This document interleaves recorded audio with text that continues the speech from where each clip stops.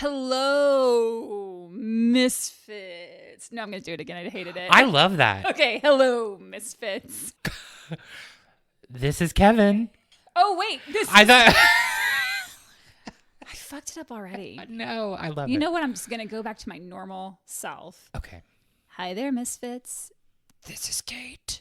And this is Kevin. Welcome to Horrorwood.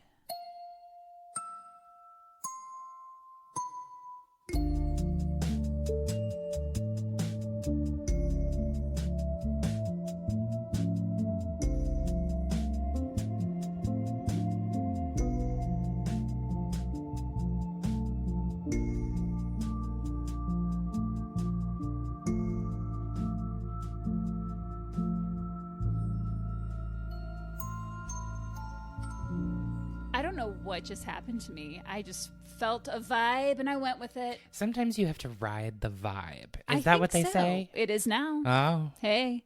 First, before we get into this, it's going to be kind of a long episode. Sorry about that, but it's one of my episodes, so here we go.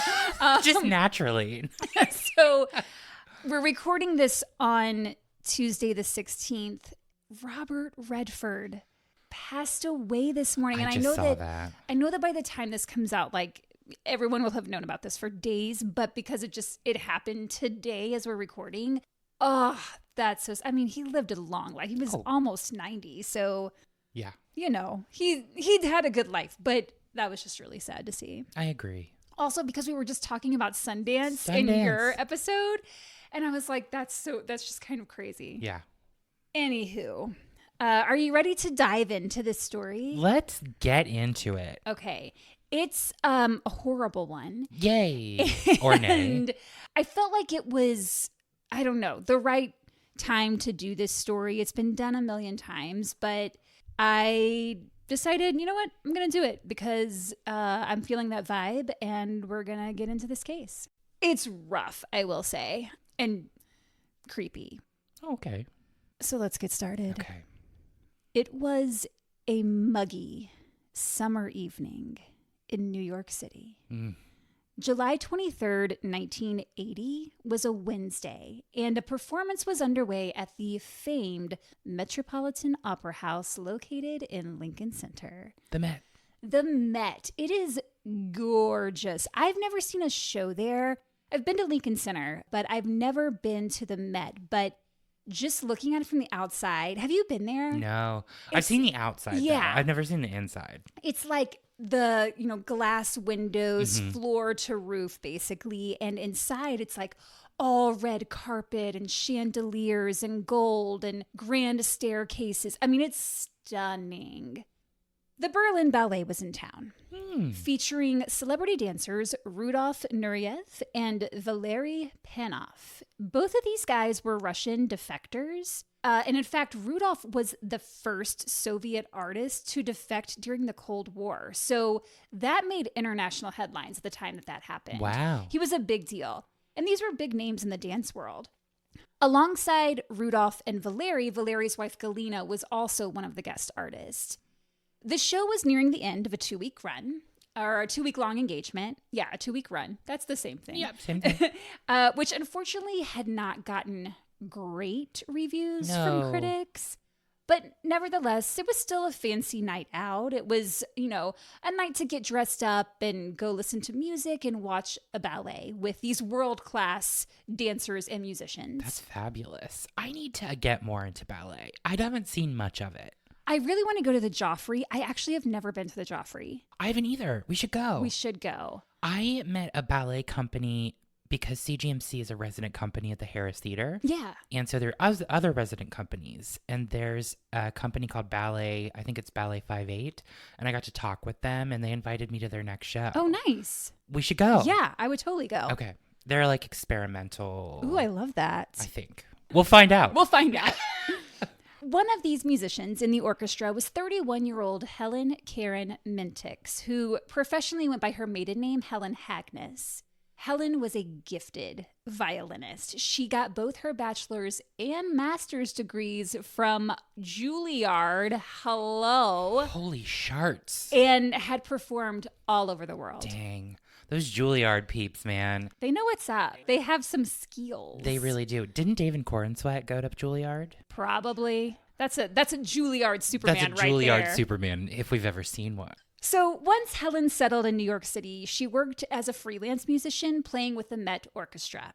And on this particular evening, the first piece up was Stravinsky's The Firebird. Ooh. Followed by the Don Quixote Pas de Deux, which was performed by Galina and Valery Panoff, the husband and wife couple. And a pas de deux just means a dance between two people. Just to note, various sources will list the order of the pieces slightly differently. I'm going with a consensus based on what performers from that evening have said. So people that were actually, there and did the ballet. But the order of the pieces isn't so much important as what happens next. Okay. The pas de deux ended at 9:29 p.m. It was at this time the orchestra was able to take a break because the third piece, which was called Five Tangos, was being danced to pre-recorded music. So the orchestra could stretch their legs. They had a pretty lengthy break. It was kind of like their intermission. So they'd use the restroom, maybe grab a coffee because this is a long evening of ballet. Five Tangos itself was 45 minutes long. Just that one piece. These pieces of music and dance, I mean, come on. And what's crazy is it was a 2-show day. So they'd had a matinee earlier, and then they had this evening performance of 4 pieces. Dang. Congratulations to all involved. I mean, you got to that. have the stamina. Yeah. Exactly. Like all the other musicians, Helen placed her violin and bow on her chair and went with another violinist, Alice Montoya, to get a drink.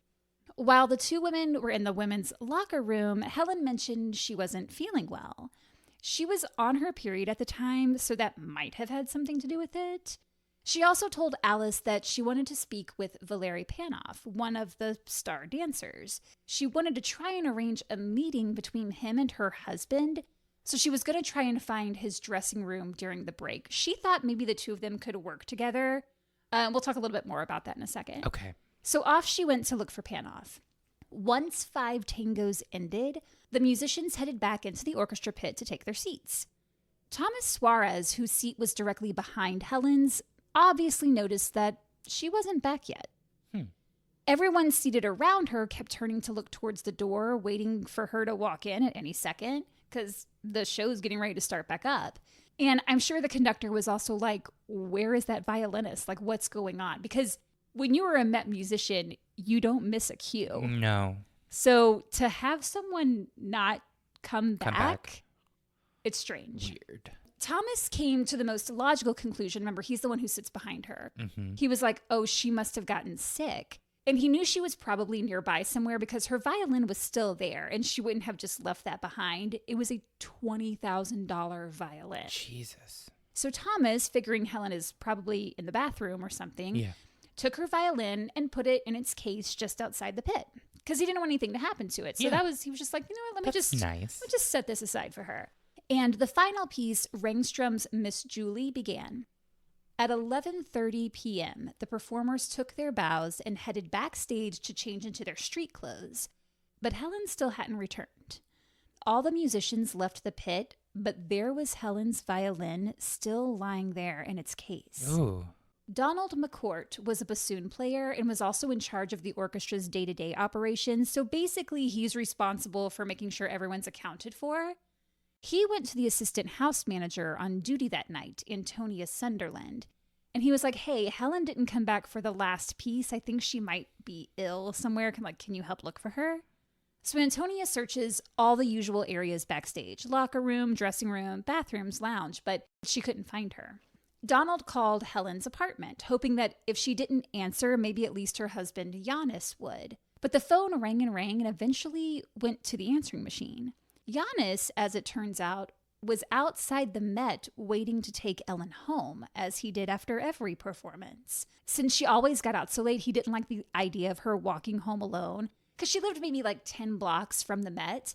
And it wasn't the best area, so he was always there to accompany her just so that she was safe. It's really sweet of him. Yeah.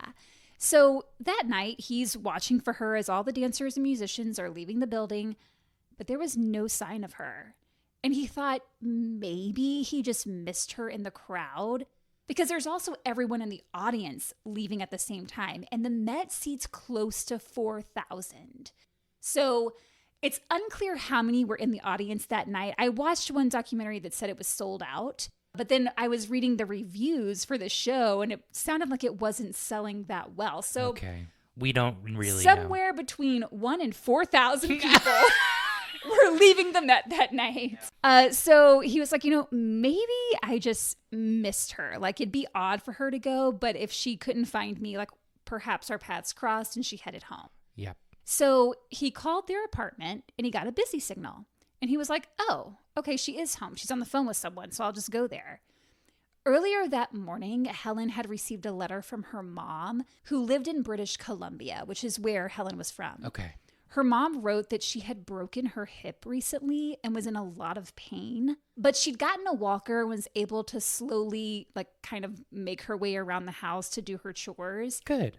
But this really upset Helen when she learned this. Like, she was worried about her mom. So when Giannis got the busy signal, he was like, oh, she must not have seen me. She went on home to call her mom and check on her. Yes. So he headed to the apartment. But when he walked into his apartment, there was no sign of Helen. Antonia Sunderland, that assistant house manager who'd been searching for Helen everywhere at the Met with no luck, called the police around midnight. Officers from the 20th Precinct contacted the task force. The task force was brought in when a case was particularly sensitive or high profile, and a musician going missing at the largest opera house in the world was definitely considered high profile. Yeah. Also, I didn't realize the Met was the largest, but it is. Oh, shit. Yeah. I didn't realize that either. Yeah. Also, I've been binging Law & Order SVU, which is Special Victims Unit. So when you said task force, I just thought of Mariska Hargitay. Oh, I was like, where did that Sorry. come from? You were like, a special task force. And I was like, the team. Did you watch the Emmys? No. Oh, okay. Never Did mind. you? Yeah, I was going to talk to you about them, but you didn't see them, so never mind. There was like a whole SVU like special thing with the cast. They did a lot of those kind of like little vignettes. They made the winners cut their speeches. It was like a whole bit they were doing, but they had the presenters going on for the longest time, and they weren't funny, and it was weird. And I was just like, what is happening? It was a weird show. I hate that shit. I was glad because a lot of people who had never won. Good. And I felt like for the most part, the people who should have. Noah Wiley won for The Pit, and The Pit won Best Drama. And I was like, that's all I care about. Thank you. Still haven't seen it. Still need to watch. Oh my God. It is the best show on television. It's super intense. It's hard to watch. It's so good. Wow. It's okay. phenomenal. Annie hoops. Oh, and Catherine Lanassa, who plays the nurse, she won for Best Supporting, which I was so glad for. So all the people won. I was excited. Congratulations to those people. Woo, woo. All right, so back to this story. We took a little deviation there.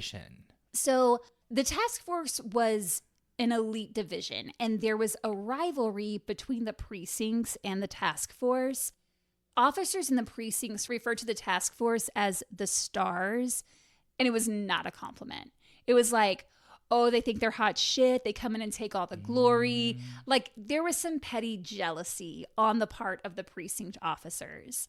Detective Jerry Giorgio of the task force was put on the case. He was the representative working that night. He, along with officers from 2 different precincts, worked throughout the night, searching bars, restaurants, hospitals. They spoke with musicians that were still hanging around the Met. They went to Helen's apartment and talked with Giannis. They talked with the neighbors. And keep in mind, this is all happening in the middle of the night. Mm-hmm. At 5 a.m., they arrived at Alice Montoya's apartment. She was the other violinist that had gone on break with Helen before she disappeared. Yep. Alice was a wreck. She hadn't been able to sleep knowing Helen was still missing.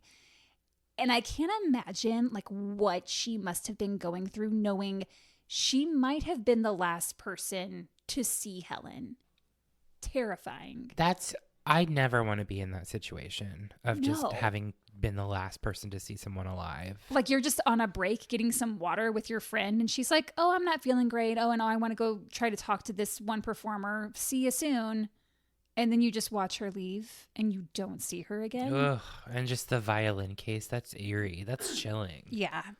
Officers wondered if Helen might have gotten on a plane to go see her mom. They even speculated that maybe she was having an affair and was at her lover's place because it's the 1980s and that's what they expected. Oh, come the fuck on. Oh, let me just leave mid-concert. Yeah.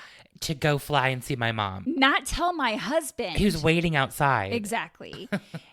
These ideas were quickly shot down by Giannis and by Helen's friends. She never would have done that. She wouldn't just go to Canada without telling him. And she was not cheating on him. All her friends said that. Giannis was like, no, like, we're good, we're tight. And she wasn't cheating on him. When Alice mentioned what Helen had said to her on their break, Jerry and the others thought perhaps she'd gotten ill and passed out somewhere backstage because she wasn't feeling well. But they also took note about what Alice said about Panoff and Helen wanting to find him. Because they were like, what were they going to talk about? Like, what does he know? What's going on there? And after they left Alice's apartment, they went back to the Met. It's now around 7 a.m. Thursday morning. So they've just been working through the night. Wow, good for them. That's why they're the task force. Task force. But there were officers from the precinct, Of too. course, yes. Jerry wanted to do a room-by-room search of the entire building, but the security guards were like, that's impossible. Even we don't know our way around the entire building. Excusez-moi? The backstage area of the Met is massive. In his book, author David Black, did I already talk about the book? No. I guess I put it later. But anyway, I read a book about this case called Murder at the Met. It's written by David Black, and I'm going to bring it up again later because I actually thought that I had put it right here. But in the book, the author describes that backstage area as saying the floor plan of the building appeared to defy logic. What? Yeah. It's just a labyrinth of hallways and stairwells. There are multiple basement levels. There are a gajillion rooms. One of the detectives described it as it's like an entire city. So not even the security guards know their way around the whole place. I can understand that. Having been backstage at the larger houses in Chicago, like the Auditorium and the Harris and stuff, it's multiple levels of rooms that all look the same. Yeah. And there's elevators got, like, everywhere. The costume rooms, the wigs, you've got, a warehouse, you've got the scene shop. Like, it's all in that building. Yikes. I mean, not yikes. Whoa. So since searching every room seemed out of the question, they figured, let's start with the most logical one, the women's locker room. Yeah. The room was locked, which was unusual. The Met employees who were guiding the officers around tried their passkeys, but oddly, none of them worked. And there's no explanation about why that I could find anywhere. It's not in the book or anything. It's just like one of those weird things that, of course, like, so on this particular day, that room is locked and we can't get in. Bizarre. Strange. Even the security guards didn't understand why they couldn't get the locker room open. Jerry had to call the police emergency crew to bring in crowbars, but even those didn't open it. Yeah. What is happening? Is there a Phantom of the Opera here who's like... So it's weird that you say that because this is also known as the Phantom of the Opera case. Oh my God. I was gonna bring up at the beginning of this that I went to the Paris Opera House when I visited you-know-where. Paris. And I went to box 5 and took a picture beside it going like this, holding claws up. What's box 5? Box 5 is where the Phantom's box. Oh, I forgot that we literally had just mentioned that. Wow, I took a sip of water and my and mind... all memory just flushed away. It left my body. Yikes. I gotta move this too. I'm uncomfortable. Move around. Get yourself in a position to where you feel like you can do what you need to do. Thank you. Thank you so much. That was really kind, actually. So finally, Jerry Giorgio over here from the task force takes a hammer and just starts banging the shit out of that handle. Knock it down. And finally it opened. Good. He was hoping Helen would be in there passed out, although if she had been, I can't imagine she would still be asleep. Yeah. But she wasn't there. Then they opened Helen's locker, which was locker number 4. And inside were her street clothes that she'd worn to the Met before changing into her orchestra blacks, because she had like a black slip, black skirt, black shirt. Yep. So the fact that her street clothes were still in her locker meant she never changed out of her orchestra clothes. Soon after this discovery, shortly after 8 a.m., maintenance worker Lawrence Lennon went up to the roof as he did every morning to turn on a fan. And I don't mean like a little oscillating floor fan. I'm talking like the big ones. Yeah, the huge fans that operate the building's ventilation system. There are 6 fans total. And when Lawrence got to the roof, he spotted a pair of women's shoes. Oh, fuck. He went all the way back down several floors to where Jerry and the other officers were, and Jerry said the guy looked pale and scared. And Lawrence said, "I found a pair of shoes." Lawrence led Jerry and the officers up to the roof, and the whole time, Jerry's thinking, she jumped. But when he got up there, he saw that the parapet was really high. It was impossible to climb. So he's like, okay, well, she didn't go over the roof. Like, what happened here? So they're all scratching their heads like, okay, how are her shoes here? If they are her shoes, spoilers, they are. She couldn't have jumped. So where is she? Yeah. One of the officers from the emergency crew was looking around the fan where the shoes were found. Each fan has an enclosure. Like, and between the fan itself and the edge of the enclosure is a narrow shaft, like maybe 2 feet wide. Okay. And when the officer looked down into the shaft, he saw Helen. Oh, fuck. She was lying face up on a crossbeam 3 stories down. 3 stories? Yeah. She was nude with her hands tied behind her back with rope, her ankles bound. She was gagged, blindfolded, and her legs were dangling over the edge of the crossbeam. Ugh. The lower part of her face, as well as her neck, were covered in blood, so they actually thought maybe her throat had been slit. Sure. And her legs were bent at the thighs. So however she ended up here, because I think we can all agree she wasn't placed here gently, the impact on her legs was at the thighs. So her legs were broken at the thighs, giving her the appearance of what one officer described as a rag doll. Ugh. More officers were called in, and leading them was Detective Mike Struck from the 20th Precinct. Detective Mike Struck was pissed that he had to work with Jerry Giorgio. For one, he'd never met him before, so he had no idea what his style was, if they could get along. And 2, this was technically Mike's case. The task force was there to assist, so Jerry's second in command, and he was worried Mike was worried Jerry would take over and steal his thunder, basically. Yeah.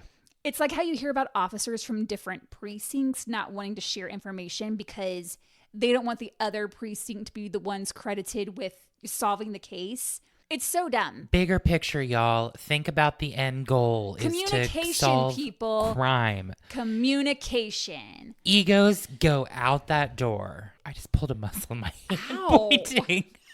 Ow.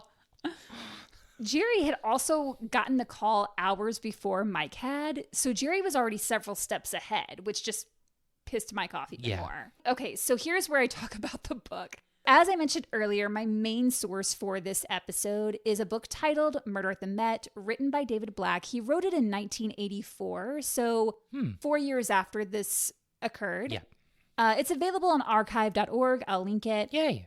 I will say the language Black uses is very much that of a man in the 1980s. Ugh.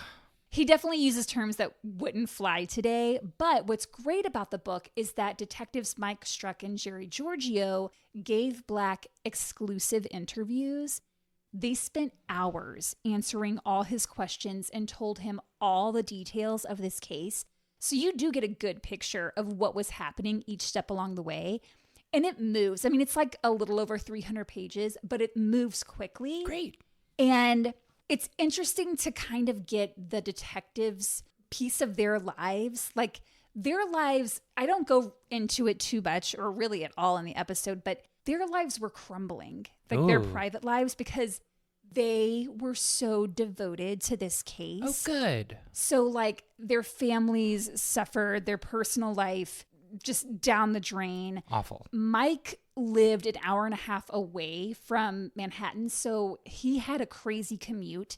Half the time he was sleeping like at their headquarters.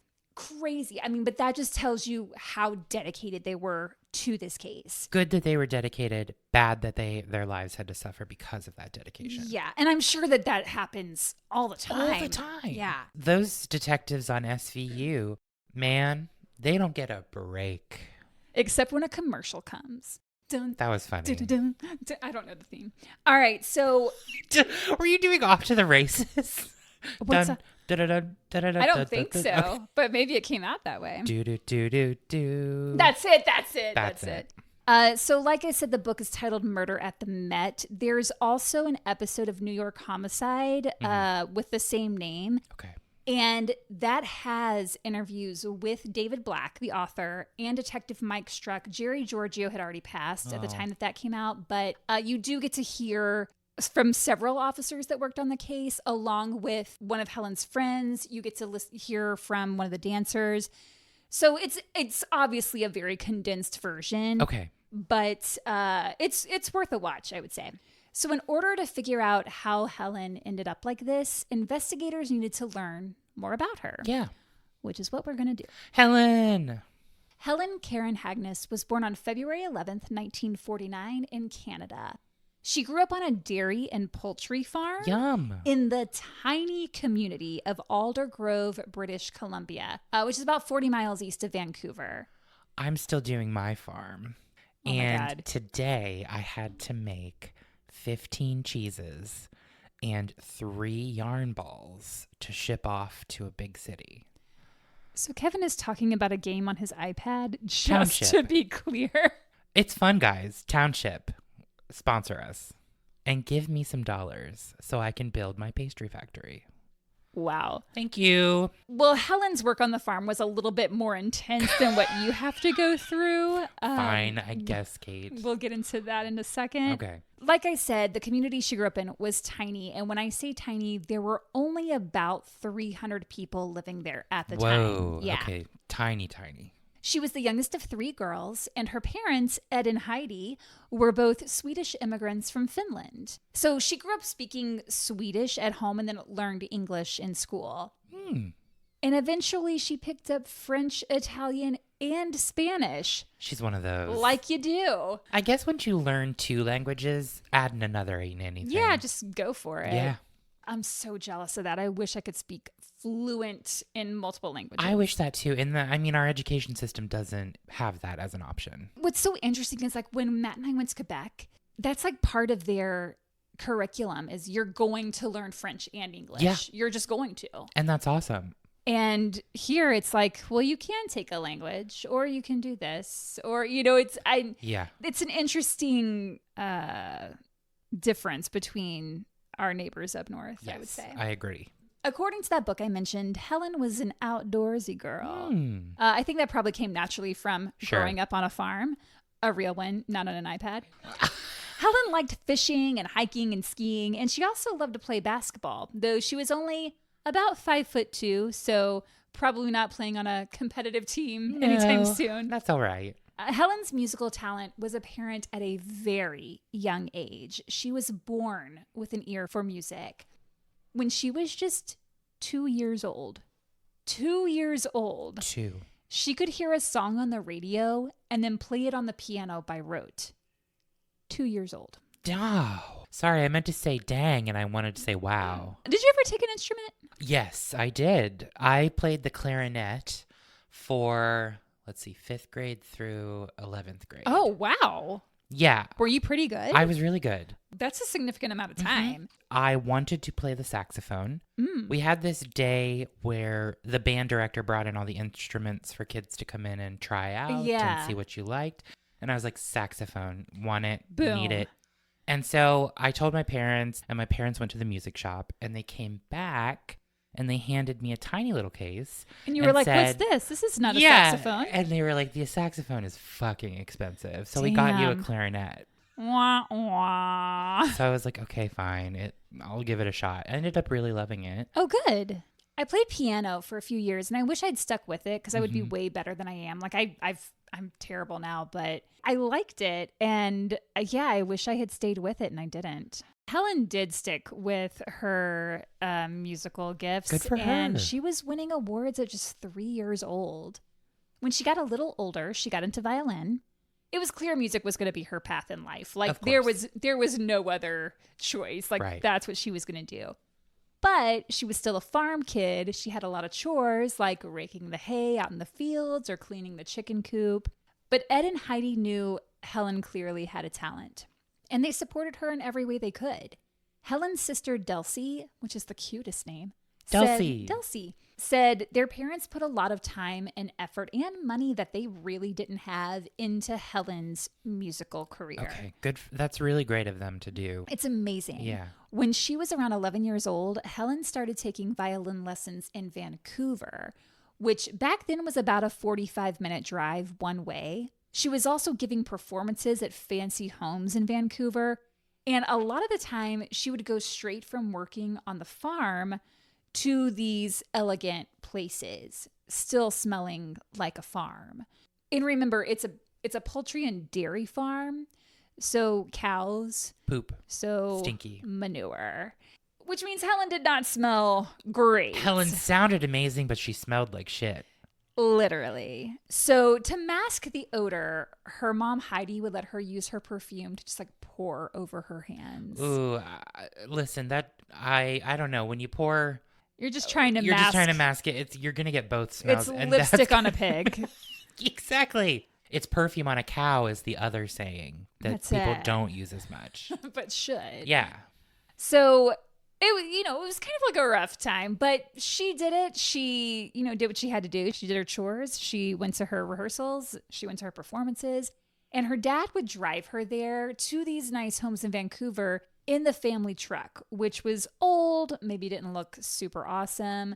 So he'd park like a block or so away because he didn't want to embarrass her.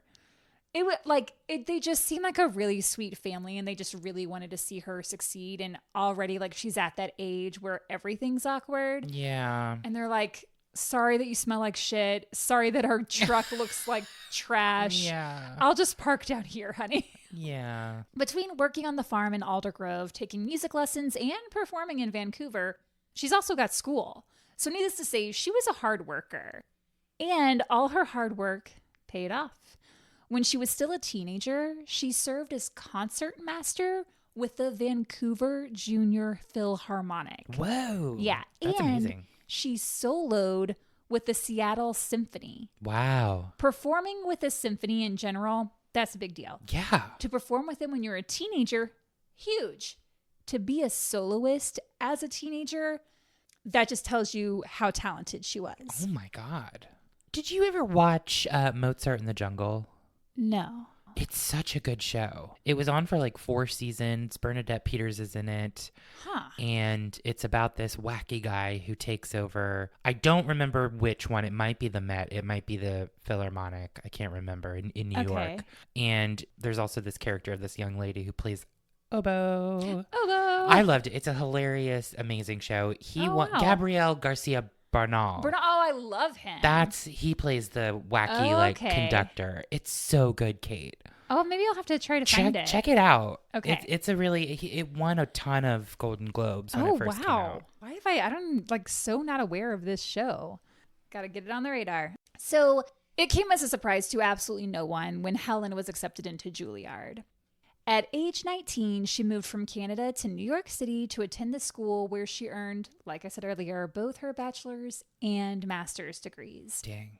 While at Juilliard, she met fellow musician Judith Olson. The two of them just happened to pass each other in the hallway one day, and they started talking. And they realized they had a lot in common. They were both of Scandinavian background, and they both grew up on a farm. And of course, they're both like musical prodigies. Yeah. Don't forget that. There's that also. And Judith said of Helen, quote, she was one of those people that she never knew a stranger. So it was not surprising that anybody would have made friends with her. But we formed a musical bond, and that's really the first thing that made us really stay together. Nice. Judith played piano, and of course, Helen played violin. And their friendship led to them working as collaborators. So they played a lot of recitals together. And they also took part in 2 cruises that had been organized by both Harvard and Yale. So these are just like random cruises with super smart people and super talented people just getting down on the high seas. I don't know how that sounds to me. That sounds like something weird. You know, like they're conjuring something out there. It sounds like an excuse to party. Cruises are wild. Yeah, I don't know. It's like a floating Las Vegas. It's a lot of crazy on the seas. Well, we've all seen the Amy Bradley documentary. Oh, God. So there's that. Yeah. Have you ever been on a cruise? Yes, I went on a cruise to Hawaii. Yeah. Okay. Yeah. Oh, yeah. I think I told you about did, this. Yeah. Did you? You've been on cruises? I've been on a cruise once. Okay. Yeah. I gotta say, I'd much rather just fly to the destination and be able to stay there for a while. Same. Also, I keep seeing TikToks of Somali pirates coming near cruise ships, and they have to shut everything down and make everyone stay in their rooms. What the fuck? Yeah, there's pirates out in those seas. Yikes. And I'm not lying. I didn't say you were. I don't know why I felt the need. I promise. Well, Judith and Helen had a blast together on these Good. cruises. They were cabin mates. Yep. Helen was the neat and tidy one. Judith was the messy one. And Judith said that she and Helen, they were both gigglers. Like they would just laugh all the time, had such a great time together. They're young, they're talented, they're on the open waters, they're living life. Living life to the extent while they're playing beautiful music. Gorgeous. One night on the ship, there was a costume contest and everyone was expected to participate. But Helen and Judith were like, what are we supposed to go as? Like, we don't have any costumes. So they start looking around their room for things that they can throw together.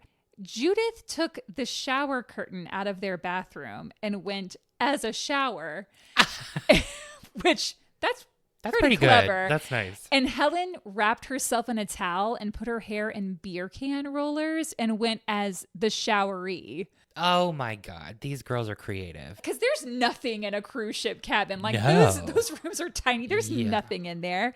They won first place. Amazing. On that same cruise, one of the places they traveled to was Egypt. And Helen strongly believed in reincarnation. And she'd always felt a deep connection to Egypt despite never having been there before, which is interesting. When I was a kid, I had a special connection to Romania. Well, I could see that with the vampires. Yeah, exactly. Yeah. She believed Egypt had been her home in a past life. Ooh. So when she got to see it, she had this overwhelming sense that this is where her roots lie. Wow. I just thought that was really That's interesting. fascinating. Judith said Helen was really friendly. She talked to everyone. And Helen also liked to cook. She particularly liked to bake cheesecakes. So she was always making cheesecakes for her friends. Cheesecakes are delicious. Oh my God. Michael from downstairs recently made, you're going to die, a Dubai chocolate pistachio cheesecake. Kevin? Can we just let that land and lay for a second? Because Yep. When was this? And this was a few days ago. I feel like you knew and you didn't tell me. I knew when he brought me the slice and said, here you go. It's the best thing he's ever made. Michael from downstairs, our neighbor, bakes all the time. Delicious. And we always are lucky enough to get to try the delicious things that he has. He always shares with us. But this, Matt doesn't like cheesecake. Does not like it, won't eat it. He loved this.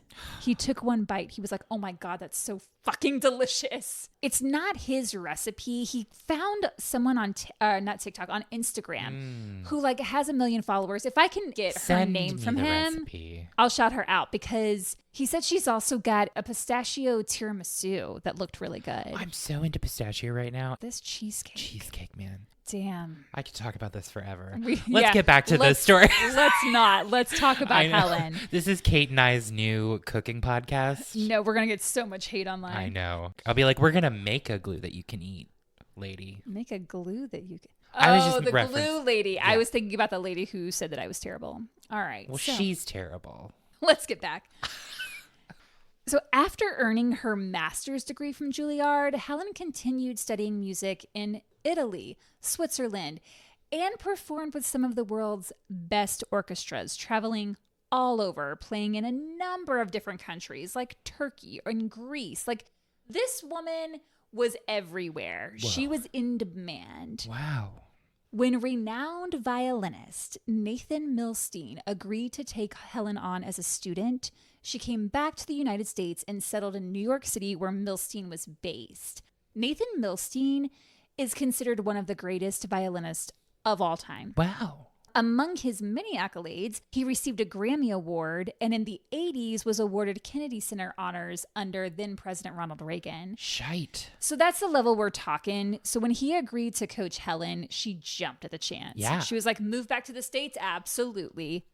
So Helen is now once again back in New York City. She's still in her 20s. She's lived a full life. It's like crazy up to until think. this. Like she's done all of this. Yeah. Traveled the world, performed in amazing opera houses. She's still in her 20s. Jesus. Yeah. Congrats to her. I mean, snaps. One summer, she signed up as a counselor at an arts camp in Montreal, and it was there that she met Helen Mintiks. Helen was about 4.5 years older than Hellas. Nope. Helen was about 4.5 years older than Helen. Helen is spelled Janis. He was born in Austria, but his family immigrated to the U.S. when he was a kid, and he grew up in Milwaukee. That's right up the road. Right up the road. He was also in the arts, which is why he's at this arts camp, right. But his field wasn't music. He was a sculptor, good with his hands. Oh, I bet. The moment Helen met Helen, it was love at first sight. They were inseparable. Okay. They adored each other. And people that knew them all thought, oh, these two are going to be together forever. But at the end of the summer, Helen went back to New York. And I'm not sure where Helen was based at the time, but it wasn't New York. So they had a long distance thing going. And when the holidays rolled around, Helen really wanted him to spend Christmas with her in New York City. Because, like, Christmas in New York, come on. That's something I've never seen. I kind of would like to see that. But he told her, I can't. I just don't have the money. Like, I would love to see you, but like, I have no money because I'm a sculptor, remember? Like, I don't have money. So she sent him the money. And she said, please, you have to come here. So he went to visit her for the holidays. And from that point on, they were never apart. Oh. He ended up moving to New York into her apartment to be with her. And in the fall of 1976, they got married. Whoop, whoop, whoop. They absolutely were head over heels for each other. Their apartment was on West 75th Street between Columbus and Amsterdam. A lot of artists and musicians lived there, and it wasn't far from the Lincoln Center. Mm-hmm. Their welcome mat outside their unit door had a picture of 2 frogs on it with the words, "Welcome to our pad." Cute. That's cute. Residents said Helen and Helen were always together. They were really friendly, but pretty quiet. Obviously, investigators had to look at Helen as a possible suspect since he was the spouse. But they cleared him pretty quickly. For one, they could tell he was genuinely distraught when they told him Helen was dead. Like, he was inconsolable. And 2, just logistically, for him to wait for her to go to work where she's performing for potentially thousands, where there are a couple hundred employees working that night, for Helen to leave the apartment, go to the Met, somehow get backstage where he takes her while she's on a break, murder her at this very public venue. Like, it just didn't make sense. That doesn't connect at all. No. And as the investigators began questioning her neighbors, her friends, colleagues, they all said the same thing, that Helen was a hard worker, very responsible. She was kind. She was giving. They knew Helen wasn't a suspect, but they couldn't figure out who would want to hurt her. Like, she was the type, when she found out that the guy that ran the corner newsstand had a birthday coming up, she went and brought him birthday cookies. No. Yeah. And her friend and fellow musician, Carrie Voigt, said, quote, she was the type who would come to your house for dinner and bring along the dinner. Right. She called her parents every Sunday, long distance, just to check on them. Like, that is who we're talking about here. Remember the days of long distance? Yes. Was that in your time? Oh, absolutely. Okay, yeah. I just remember because my grandparents were long distance. Me too. Yeah, from West Virginia to Pennsylvania. Yeah, and so it was like, okay, do you want to talk to them? I was like, okay, yeah, and I had to run into the room and have my few minutes on the phone, and my mom was like, okay, love you, bye. And do you remember calling collect? I mean, I remember collect. I never really had to do it much. We used it for long distance because it was cheaper, I think. Oh, interesting. So you would get the call and it'd be like, you've received a collect call from Kevin. Do you want to accept? And did they say yes? Oh my God. Because this could have been a sad I would just story. call collect and cry. Sad. Kidding. So no one could figure out why anyone would want to hurt her. And despite her kind-hearted nature, she was tough when she needed to be. She'd actually fought off attackers before. When she was in Italy, a man grabbed her and tried to rape her. So she told him she had an STD, which scared him off. She didn't have an STD, but say whatever you have to. But I mean, whatever you have to stop that. Yeah. Another time, someone grabbed her purse and ran away with it. So she chased after him, caught up to him, and started fighting with him until he was like, yeah, this isn't worth it. Just take your purse. Good for her. Yeah, she's a fighter. This is what we're talking about. So she didn't seem the type who would just give in to an attacker, not without a fight, anyway. Right. As I said earlier, by the time Detective Mike Struck came onto the case Thursday morning, Jerry Giorgio had already done a lot of the legwork. So already Mike was pissed because he was playing catch up and he just didn't want to work with Jerry. This could have gone south real quick. If things had stayed tense between them the way they started. Yeah. Mike thought Jerry was a show-off. Jerry thought Mike was a hothead. Now, obviously, there were a ton of other officers working on this case, but Mike and Jerry were the main two. They set up headquarters at the Met. They were likely going to have to interview everyone that had been there the previous night, which included 200 employees. So it was just easier to pull them in for an interview if they were already at the Met. Set up shop. Exactly. The fact that Helen's shoes were found on the roof was key, because in order to reach the roof, she would have had to work her way through the maze that is the backstage area before reaching an unmarked door leading out onto the 6th floor roof. You wouldn't know that door was there or where it led unless you were familiar with the backstage area. I mean, I suppose you could wander around and just happen upon it, maybe.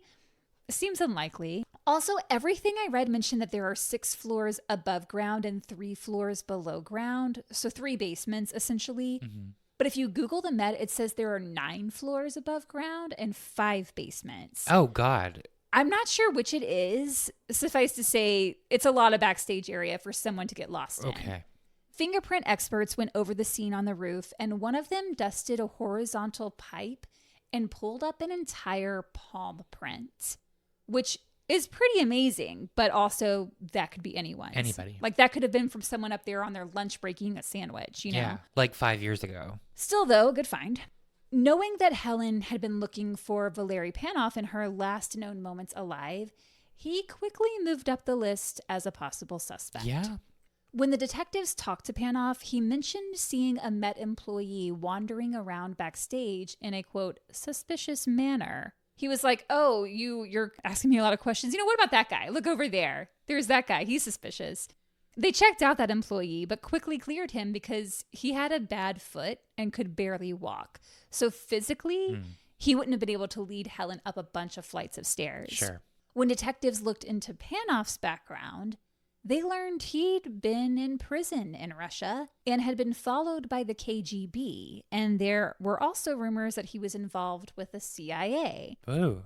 He has some questionable things going on that piqued Mike and Jerry's interest. Of course. But when they asked him about Helen, he swore he'd never even met her, and he had no idea why she would want to speak to him. He was like, I don't know this woman. I've never seen her. And when they learned from Alice, Helen's violinist friend, that Helen had just wanted to see about Giannis designing sets or artwork for Panoff, they moved on from him and cleared him as a suspect. They felt he was credible and believed him when he said he never met her, and he was telling the truth. Oh, okay. Because in my mind, I'm like, No, he was telling the truth. Got you. Yeah, Helen just wanted to, because Giannis was a sculptor and he built a lot of, he just built a lot of things. He did a lot of artwork. So she thought maybe because Panoff was he designed a lot of production. So she was like, maybe these two could work together. Absolutely. If you need somebody to create something for a piece. Yeah, exactly. That evening, the dancers and musicians prepared for another performance. They went on with the show. Yeah. Which is kind of crazy to me. Like, they didn't even wait a day. This is Thursday. So needless to say, the performers were a little on edge, considering whoever killed Helen likely worked at the Met, because detectives determined it was someone very familiar with the backstage area. And they haven't caught the person. So all these performers are going to work at the scene of the crime with the killer still on the loose. Plus, there were kids in the ballet.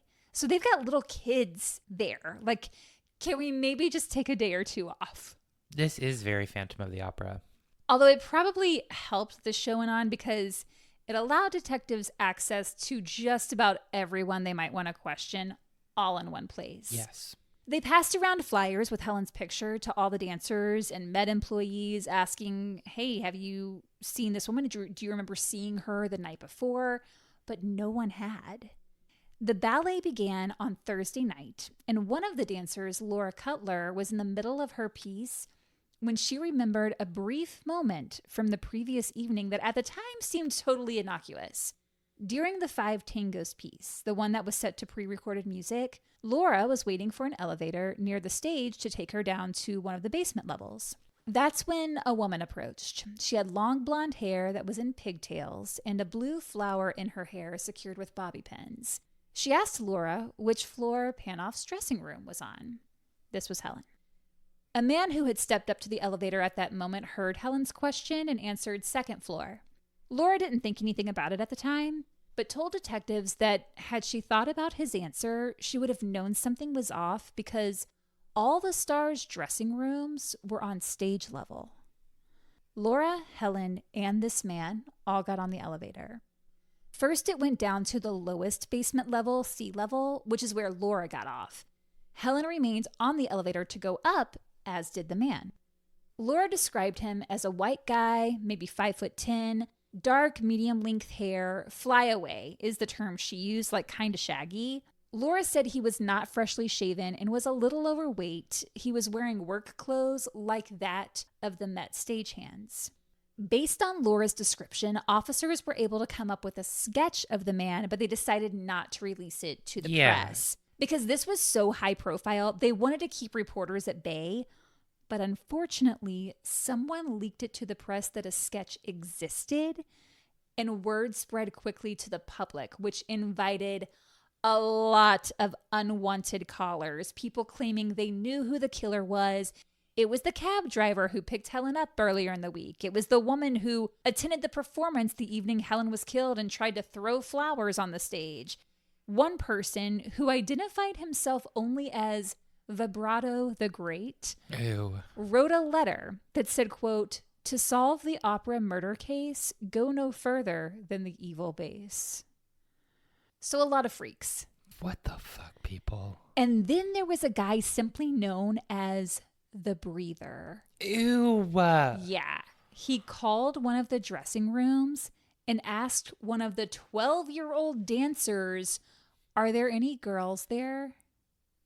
Creepy. Creepers. All this did was make finding Helen's real killer more difficult because with every quote-unquote tip, detectives had to follow up on it. Yeah. Among the crew were several people of interest. There was an electrician who seemed really nervous when police spoke with him, and he asked a lot of questions about the murder, like, who are your primary suspects and what clues have you found? Mm-hmm. Jerry was like, buddy, dial it back. Bring it in. Reel it in. But they were eventually able to clear him. Wow.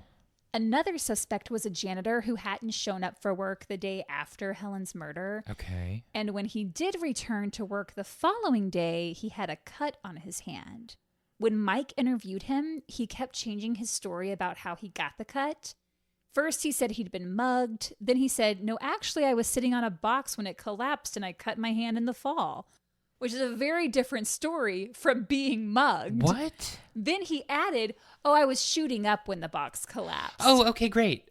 Just, what else you got, buddy? Like, coming up with all kinds of details. Don't sit on empty boxes to shoot up. He seemed a little suspicious, so detectives looked into his background and found that he had a long arrest record. Oh, here we go. Couldn't Laura identify this guy? There is a lineup later. Okay, that's what I was asking. They had him take a lie detector test, and afterwards the cop who administered it determined he wasn't the guy.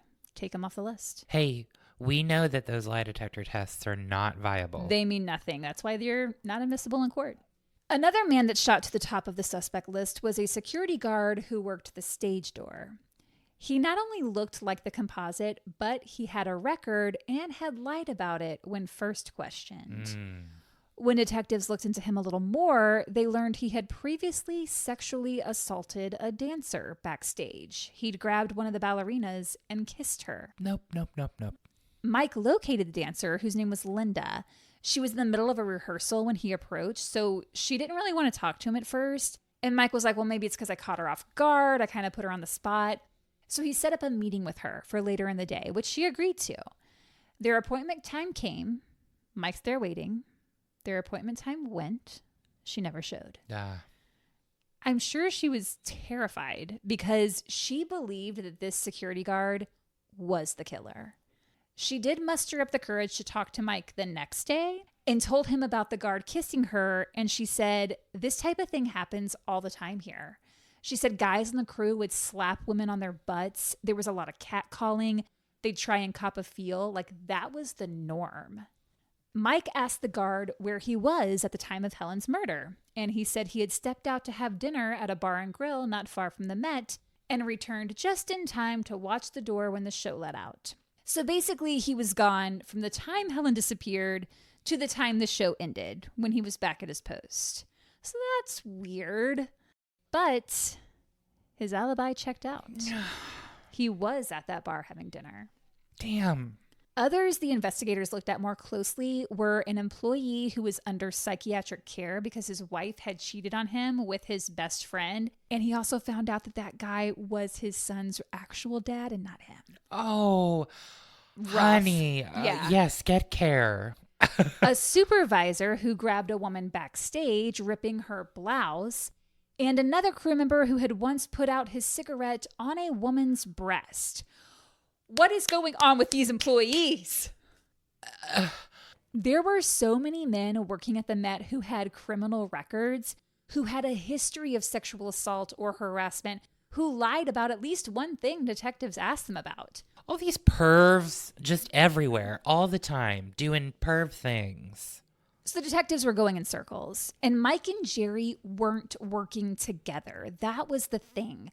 Mike was looking at people he thought were suspects. Jerry was looking at guys he suspected. Yeah. But they weren't communicating. There was little to no cooperation. It was like they were each doing their own separate investigation. That's crazy. Because egos. Mike was stuck mostly at a desk at the Met doing paperwork, like answering phones, taking tips from employees, while Jerry was doing a lot of the field work. He was backstage talking to people, and Mike was jealous.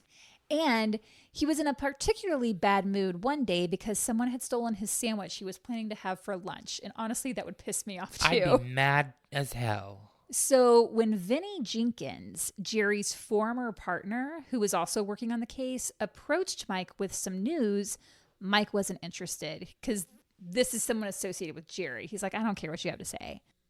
Vinnie said, hey, Mike, we were just down on sea level. That's the lowest basement. Searching the back of the building, and we found a tampon. And Mike said, and? And Vinny says, and it looks like it's got some blood on it. No shit. And Mike thought, blood on a tampon. Groundbreaking. He's like, thanks, Vinny. Anything else? And Vinny asked, well, what do you want me to do with the tampon? And Mike said, why? And this is a quote. Why don't you take that fucking thing home and suck on it? Ew. Burn, girl. It's like, can we remember why we're here, guys? Can we remember that a woman is dead? She was killed brutally. Can we try to focus on her and get rid of the egos? And all these emotional men just running around trying to play hero. Exactly. So suffice to say, Mike didn't think the tampon was newsworthy. Yeah. But the next day, while the officers were having a strategy session, they asked Mike if the phone calls he received the day before had turned up anything helpful.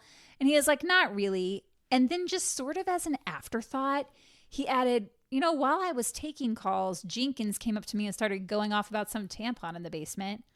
And Jerry's ears perked up. Because remember, Jenkins had been Jerry's partner for years. And Jerry said, if Jenkins thinks that's interesting, there's something to that. Oh, okay. So Jerry went down to that lower basement, and on the landing at the bottom of the stairs was the tampon. And Jerry just had a gut feeling this belonged to Helen, despite that the murder took place on the roof. He sent the tampon to the lab to be tested for blood type, and it came back as a match for Helen's. Oh, wow. Jerry reported the results to the officers during their next daily strategy session. And then he was like, yes, this matches Helen. Like, this is something. And then he's like, look, I got to go. I got to pick up my daughter from her dance class. So he left. Okay. 15 minutes later, a reporter called the officers at the Met and asked, is it true they've identified the tampon as belonging to Helen? The only people outside of that room who knew that were the lab tech and Jerry. Right. A few days later, the chief called Mike in for a private meeting. He told him they lifted fingerprints from the hem of Helen's dress, and the prints did not belong to Helen. So they were going to take prints of all the employees by making up a story that the prints were found on a whistle, because if they said they were found on Helen's dress, the killer's probably not going to be like, here's my prints. And the chief told Mike, you can't tell anyone about this plan, not even Jerry. So Mike realized, oh, the chief thinks Jerry is the snitch. This ate away at Mike. Ooh. Because he firmly believed you don't hold out on your partner, no matter how much you hate them. Yeah. So by not telling Jerry, he was violating this unspoken code. But if he told him, the chief could fire him. So he was a wreck. Ultimately, he decided to tell Jerry. He didn't believe in keeping a secret from his partner. So he pulls Jerry aside one day and he's like, hey, don't tell the chief I told you, but they found fingerprints on Helen's dress, not a whistle. The whistle thing's a ruse. And Jerry was disheartened that the chief didn't trust him, obviously, but it gave him a new respect for Mike. And from that point on, those two worked together as a team.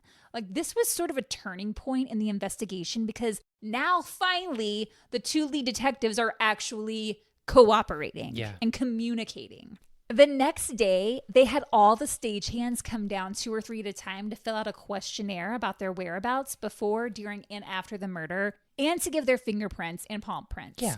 A couple of the stagehands outright refused, and a third stagehand gave his prints but was so nervous he was hyperventilating. This employee's name was Craig Crimmins. On the questionnaire, one of the questions asked if the employee had missed any of his cues on the night of Helen's murder, and Craig answered no. When detectives went to his boss to verify this, his boss said not only did he miss his cues, he missed the whole second half of the show. Oh my God. His boss and fellow coworkers had gone looking for him but couldn't find him anywhere.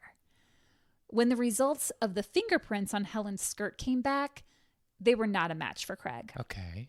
But it turns out they were actually those of an officer who had handled the evidence and had been a little careless. But the palm prints on the pipe on the roof, that did belong to Craig. Craig! A couple of days later, Mike and Jerry called Craig back in, along with stagehand Thomas Gravina, who'd been working with Craig the night of Helen's murder. They had Craig wait in the atrium while they interviewed Thomas in a conference room. They asked Thomas, hey, did Craig miss any of his cues that night? And Thomas said no. They knew this was a lie since Craig's boss and coworkers had already said, yeah, he'd gone missing.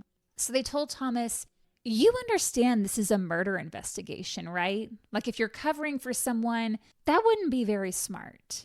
And Thomas was like, what, are you saying Craig did this? Like, no way, he's not that kind of person.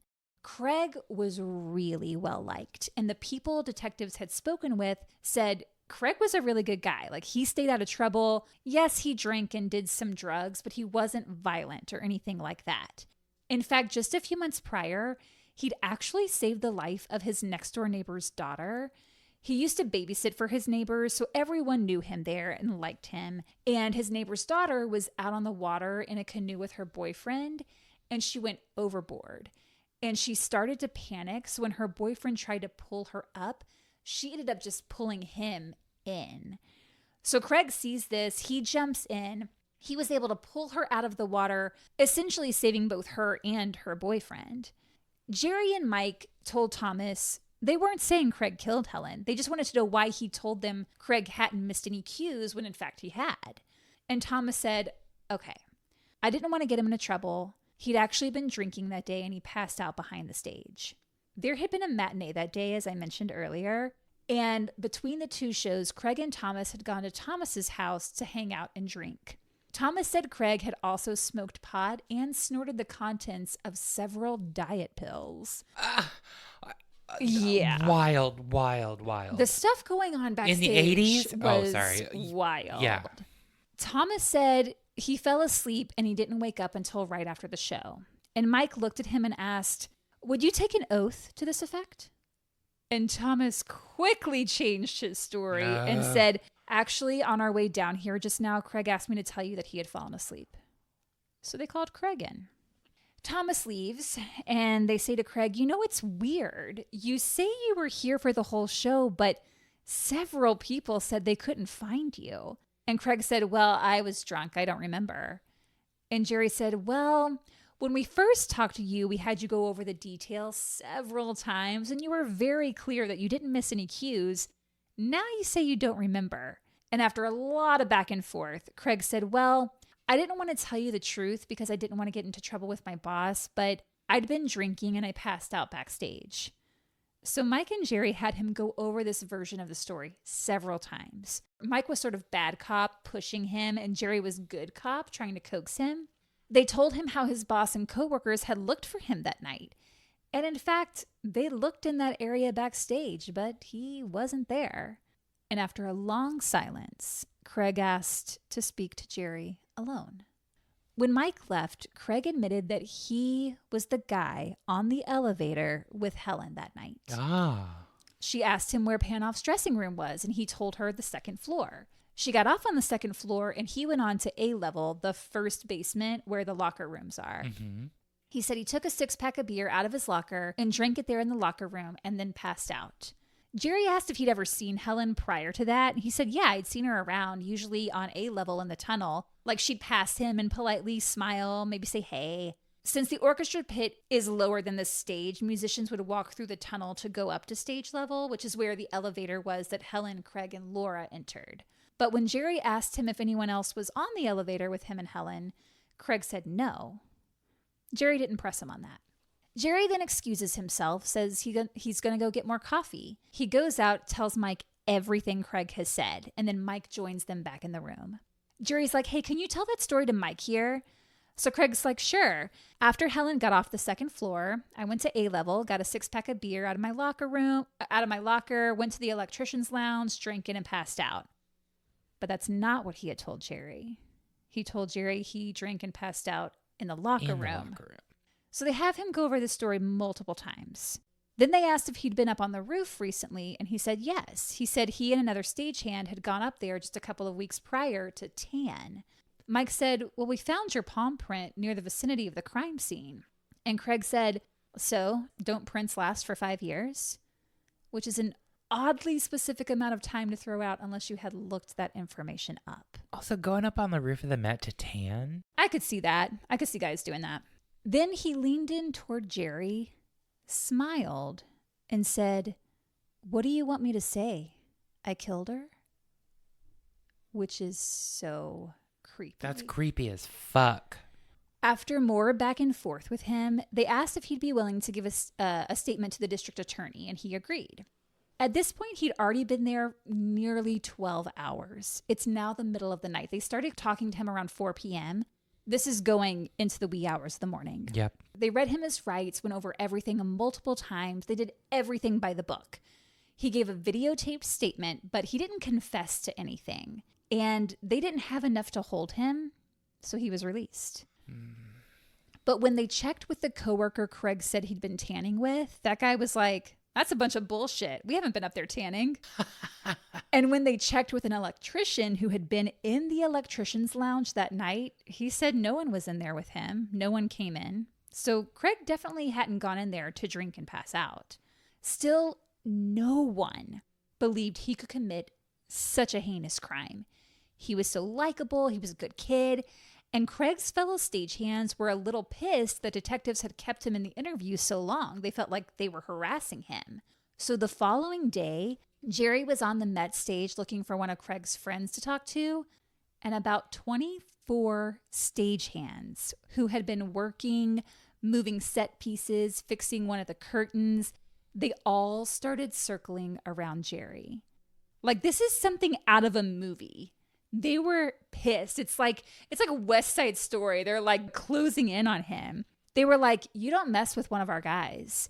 Because it was still very much a union where you had your colleagues' back. Things almost came to a head when a guy by the name of Diaz got in Jerry's face, but Jerry didn't back down, and Diaz and the others eventually backed away. After that, the investigation headquarters moved from the Met to the 20th Precinct. They were like, you know what? We're done here. Let's take this to the station. Detectives were pretty sure Craig was their guy, so they started to zero in on him.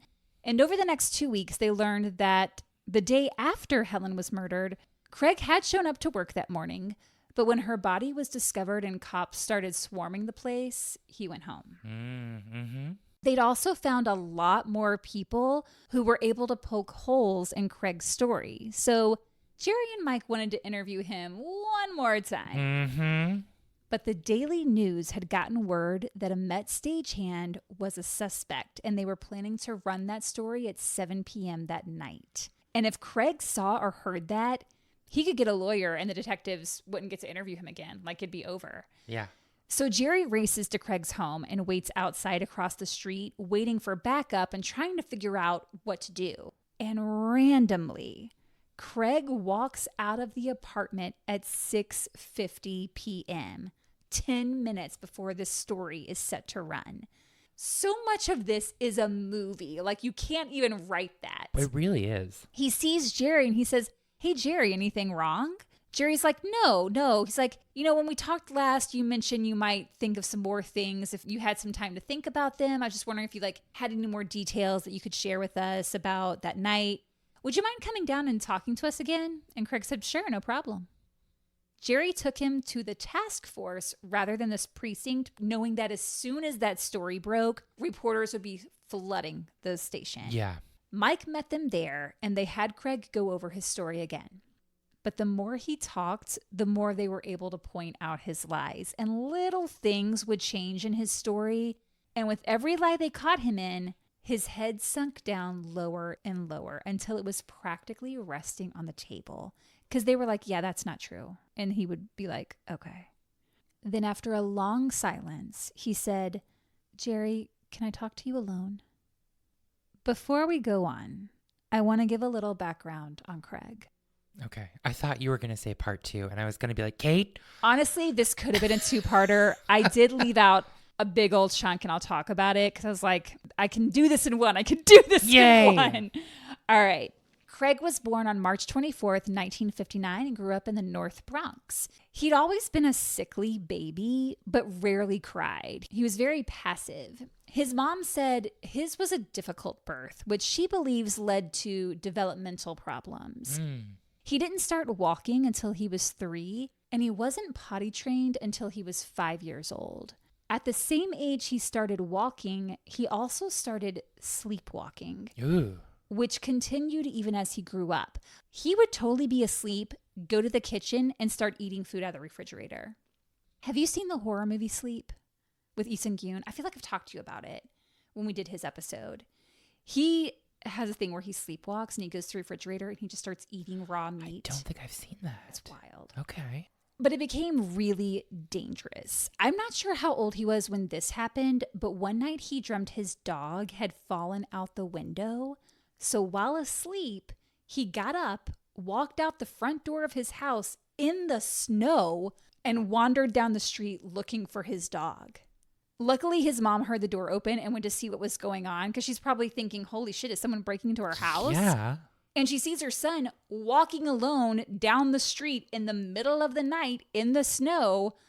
That must be terrifying. Ugh. I can't even imagine. I can't imagine. She chased after him and led him back to the house, back to bed. And the next morning, he had no recollection of what had happened. Whoa. Sleepwalking is I can't even like fathom it. Like I can't make sense of it. It's a mindfuck. In school, Craig wasn't the best student, academically or behavior-wise. He had a poor memory and was a slow learner. He didn't get good grades, and he was kind of an asshole to other kids and to teachers. He would spit on other students or do something else hostile towards them. He was always getting into trouble. He was held back twice, once in 2nd grade and again in 5th grade. So that only added to his behavior issues. I think he had a lot of insecurities about that. He was afraid other kids would think he was dumb if they knew he'd been held back, so he would lie about his age. Craig had an older brother and a younger sister, but because of all his issues at school, he was the one who seemed to get all of his mom's attention. Okay. Because she was worried about him. Like she would help him every night with his homework and give a little bit more time to him. And he's described as being a bit of a mama's boy. Okay. Unfortunately, that extra attention didn't seem to improve his behavior any. At 13, still in the 5th grade, he was already staying out late. He started smoking pot and drinking, and he was a heavy drinker. Sure. When he was 16, he met 15-year-old Marianne Fennell at a dance. The two could not have been more opposite. She was super smart, tall, beautiful, with plans to become a veterinarian. And despite seemingly having nothing in common, the two began dating. That same year, in 1975, Craig's parents divorced and his mom moved out, but Craig continued to live with his dad. When Craig dropped out of high school, his dad, Eddie, who worked as an electrician at the Met, got him a job at the Opera House. He started out as an electrician, then he worked on props before becoming a stagehand. And this is kind of crazy, but 3 years after the divorce, Craig's mom, Dolores, married a guy who was a master carpenter at the Met. Oh my God. Yeah. This whole thing has roots. It does. And in addition to his dad and stepdad, Craig's brother and stepbrother also worked at the Met. Family affairs in those places. It was a fairly common thing. Like there were several father-son duos working backstage. And those union jobs, man, like if a father can get his son into one of those, because that's a good job. Especially there at the Met. Oh, yeah. Like those contracts have to be like lofty. Even though Craig didn't live with his mom, he was still close to her and became close with his stepdad as well. Like he'd go over to their house every weekend and hang out and swim in the pool. So he still had a good relationship with them. Craig seemed to really like working at the Met. It was a job that didn't require a lot of academic skill. It was physical labor, which he enjoyed. And he also enjoyed all the things that went on backstage at the Met, like goofing off with coworkers, drinking, smoking pot, watching porn. All the fun things you can ever think of. And, talking about like those lofty contracts, he was making more than $20,000 a year in 1980. Today, that's more than $74,000. Oh my God. So not bad for a high school dropout. God dang. It's numbers like that make me think, what the fuck are you doing? What are you doing with a nonprofit? What are you doing with a nonprofit? Get in a union, bitch. He bought himself a car, he bought himself a motorcycle, and he got engaged to his girlfriend, Marianne. Marianne was attending college at this point and didn't want to marry until after she graduated. Fair enough. She and Craig agreed to wait until she was out of school. He had a lot of really good things going for him. Sounds like it. And yet now he's sitting alone in a room across from Detective Jerry Giorgio. Jerry asked, "What is it, Craig?" And Craig replied, "You know." Jerry said, "What do you mean?" And Craig said, "You know. You know that I killed that lady." There it is. Craig took Jerry through the events of that night. So the account we have is based on Craig's confession. Wow. Content warning for a lot of bad things. He came upon Helen as she was getting on the elevator. Like, this was literally just wrong place, wrong time. Yeah. After Laura got off the elevator, Craig made a pass at Helen. I read he made a comment toward her, but I also read he grabbed her ass, which is probably what actually happened because she responded by slapping him across the face. When the elevator doors opened, he got off with her. All the lights were off on that floor because the shops located there were closed that evening. He forced her to a set of stairs and led her down 5 flights to sea level. He says, quote, I sort of talked her into fooling around. I said it won't hurt. She started freaking out on me. She tried to hit me. I grabbed her hands. That's when I took out the hammer. What? Yeah, also his idea of fooling around, that wasn't what was going on. No. He said that when she saw the hammer, she started taking off her clothes and took out her tampon without any comment. I don't believe that, just based on the fact that she had escaped from a man trying to rape her before, and she put up a fight there, and she said that, she had this STD and was trying to deter him from raping her. I think Craig somehow, whether physically or whatever, forced her to remove the tampon, or maybe he did himself. Right. I don't know. He forced her to the ground and tried to rape her, but he said, quote, it wouldn't go in. I tried for about 5 minutes and I couldn't get it in. So he then basically rubbed himself against her until he climaxed. No semen had been found on her during her autopsy, so detectives did not think there was any kind of rape or attempted rape. But it was very humid the night she was killed, and there was a lot of water in the area in that ventilation system where she was found. So any traces would have been washed away. Oh, damn. Then Craig told her to get dressed and forced her back up the stairs. As they were heading up the stairs, Helen spotted a door, and she could hear through the door the music from the orchestra. So she's thinking, if I can just get to that door. And I can't even imagine, you're so close.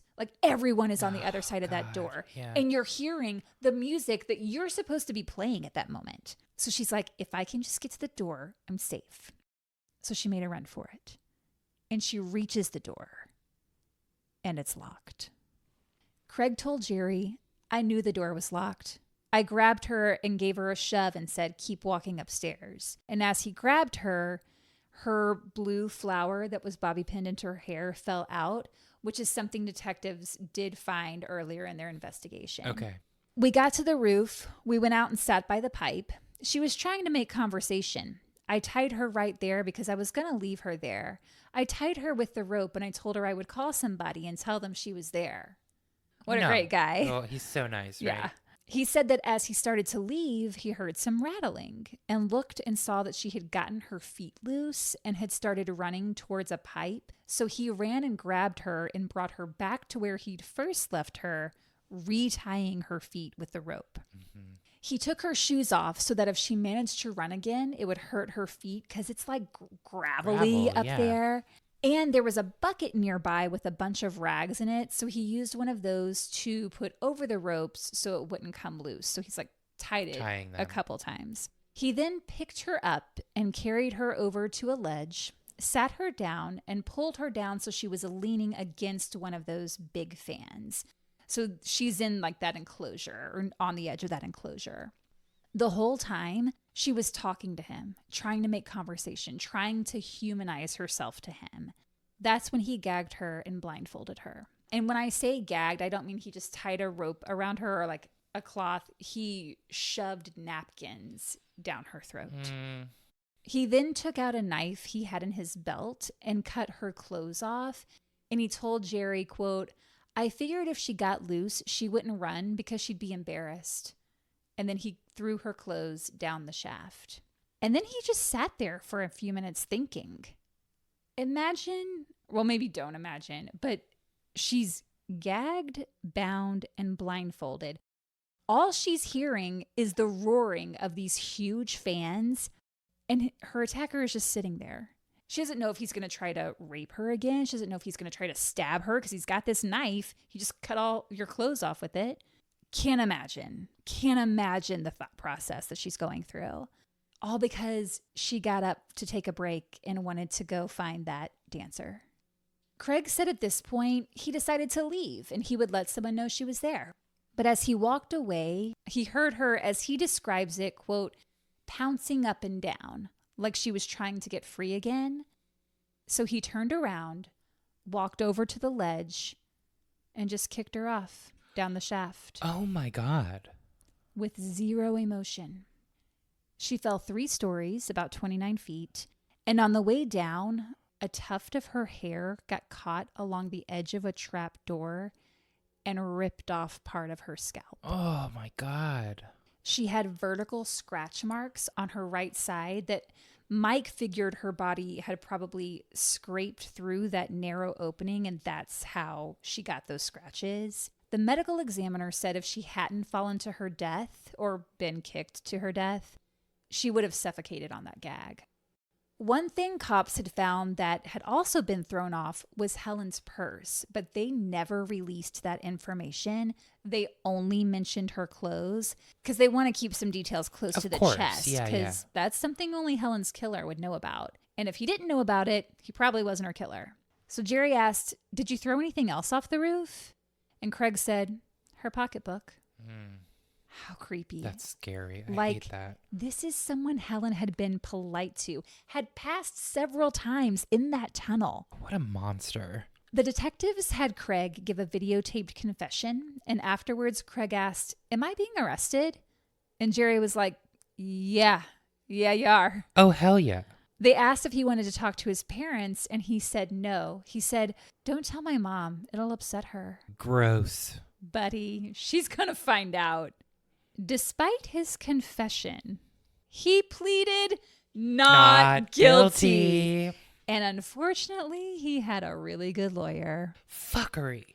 And tons of people came out as character witnesses for him. Even the press was sympathetic toward him. He was a baby-faced white boy with no criminal record who once saved a girl's life and who was engaged to a beautiful, intelligent woman studying to be a veterinarian. Craig's friends, family, and coworkers all pitched in to raise the $50,000 bail, so he was roaming free, awaiting trial. I don't put a lot of detail about the trial in here, but I would say definitely read that book because he goes into it and he does it in an interesting way. It's not like, and then this happened, and then this happened. It's like you get the dynamics between the prosecution and the defense. And that defense lawyer, he knew how to go at people. Like it's interesting. So during the trial, tons of people came out to support Craig, but no one was there for Helen. Oh, man. Not because they didn't care. I just think they weren't able to emotionally put themselves through that. I wouldn't be able to handle it. I mean, I get that. I'm sure Giannis was like, holy shit. Giannis was a mess and unfortunately turned to the bottle to try to cope with things. But I mean, I get it. Like, if there's something that drowns away the sorrow and the horrible loss. Yeah, he didn't want to go on, I will say. But because like all these people are there for Craig and not Helen, the optics were definitely in Craig's favor. Craig's girlfriend was there every single day of the trial to support him. Delcy, Helen's sister, said, I have faith in the police. I trust that they did their job. I have to trust in the system. After deliberating about a day and a half, the jury found Craig Crimmins. I wasn't going to put this in, but I'll say this and then I might cut it. He was charged with 2 counts. Okay. On the first count, he was found not guilty, but they found him guilty of felony murder, and he was sentenced to 20 years to life. He was sent to Rikers Island, where he met fellow inmate Mark David Chapman, John Lennon's killer. Oh, shit. Sorry, that didn't connect real quick. Yeah, they struck up a friendship. Ew. And it was Craig apparently who shaved Chapman's head while in prison. But Craig got tired of Chapman after a while because he said all he did was read Catcher in the Rye.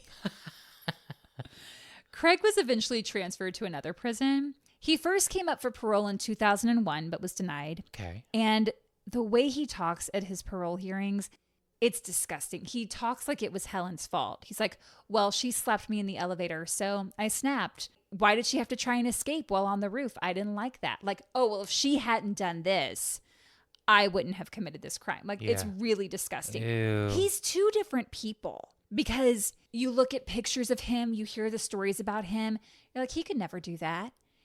But what he does is so cold. And then he kind of blames her for it. Yuck. I hate that. That's what's so creepy about this case, I think, is that, number one, it's so random. And two, you would never see that coming. No. What was the charge that he was found not guilty of? It's complicated how they described it, which is why I didn't go into it. So there was one where it was like, it included the rape charge. He was actually charged with 3 things. Okay. One was the attempted rape. That charge was dropped. Okay. Then it was murder with the rape, and one was the murder without. And I think they found him not guilty of the murder with the rape, but guilty of the murder without. Well, that would make sense if they dropped the rape charge. They wouldn't be able to convict on that other one. I think that's what it was. Okay, gotcha. Yeah.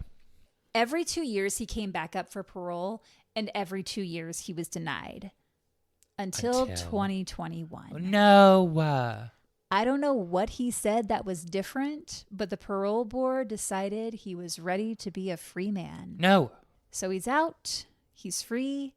And would you like to know what he did to occupy his time in prison? Yes, I'd like to know, but I also am thinking I want to guess, but I'm not going to, so just tell me. He learned to play the violin. Oh. Is that not the fucking creepiest thing? No. He played in the prison's orchestra because apparently prisons have orchestras. Yeah.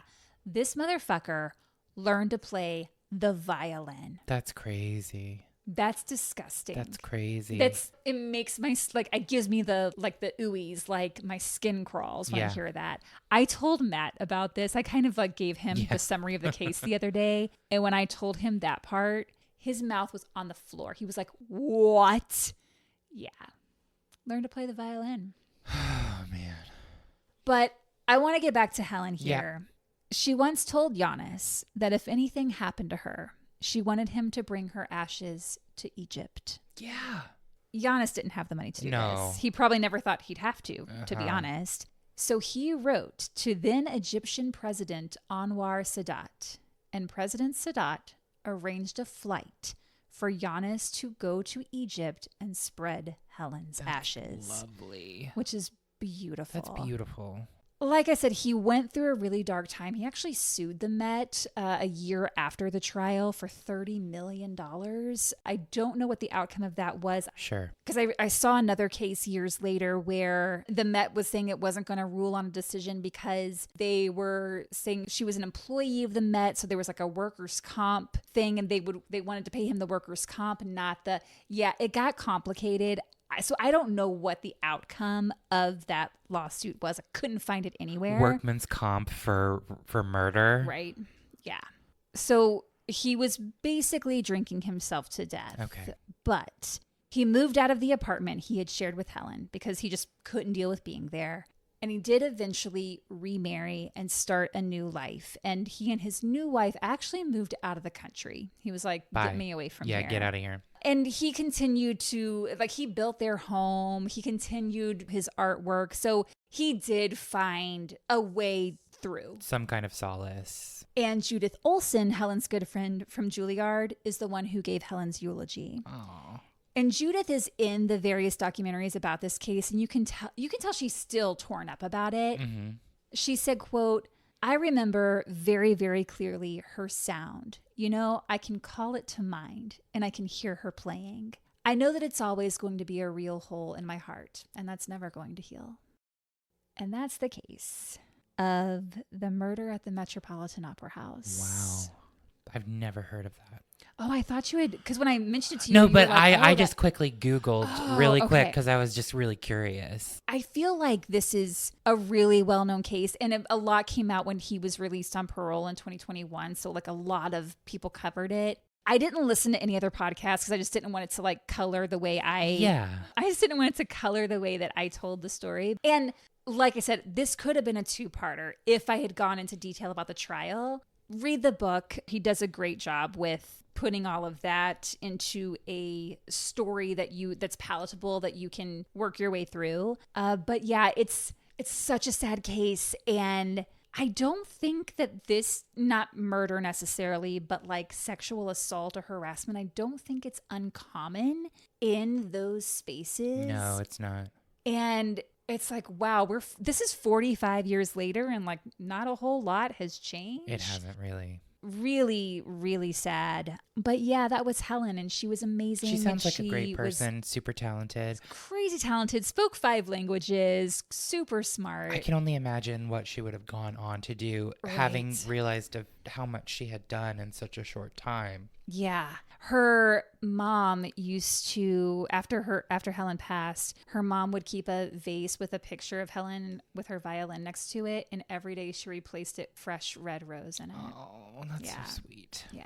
So that is the case. Hopefully you made it through this whole episode. It was kind of long, but you can leave your comments on Instagram, Facebook, YouTube, or Spotify at Horrorwood Podcast. Or you can send us an email at horrorwoodpodcast@gmail.com. And if you're feeling so inclined, you can pop on over to Patreon at patreon.com/horrorwoodpodcast. That's it. Be kind to each other. Don't do murder. It's real bad. And enjoy the rest of your week. Yeah. Listen to some good music. Yes. Listen to some violin music in honor of Helen. Yes, I love that.